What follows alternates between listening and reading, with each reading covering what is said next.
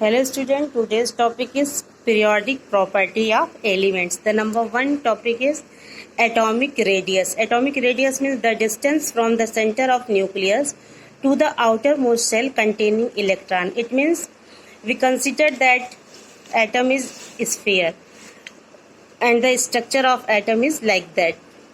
In the center of atom, it is called nucleus and the circular path is called cells. The atomic radius means the distance between nuclear and outermost cell. यानी कि जो nucleus और outer most shell के जो बीच की दूरी होती है उसको कहा जाता है atomic radius.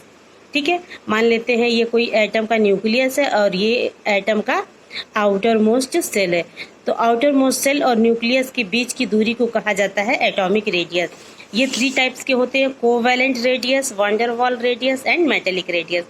Covalent radius, covalent bond अगर यहाँ बन रहा है, जैसे कोई मॉलिक्यूल कोवैलेंट बॉन्डेड है तो मॉलिक्यूल में जो एटम प्रेजेंट है उनके बीच की दूरी को कहा जाता है कोवैलेंट रेडियस. फॉर एग्जांपल हमारा हाइड्रोजन मॉलिक्यूल है. हाइड्रोजन मॉलिक्यूल 2 एटम से मिलकर बना होगा, हाइड्रोजन के. तो इस हाइड्रोजन का न्यूक्लियस और इस हाइड्रोजन के न्यूक्लियस के बीच की दूरी को कहा जाता है कोवैलेंट रेडियस. इसी तरह वैन डर वाल रेडियस है. Van der Waals radius means it is defined as one of the distance between the nuclei of 2 adjacent non-bonded isolated atom or 2 adjacent identical atom belonging to neighboring molecule of element in the solid state. तीसरा आ जाता है हमारा metallic radius. Metallic radius means one of the nuclear distance between 2 adjacent metal ion in the metallic lattice. यानी किसी भी metallic lattice में अगर कोई मेटल आयन प्रेजेंट है तो 2 एडजेसेंट मेटल आयन के जो इंटर न्यूक्लियर डिस्टेंस है, यानी उनके जो बीच की दूरी है, उनके न्यूक्लियस के बीच की दूरी है, उसको कहा जाता है मेटेलिक रेडियस.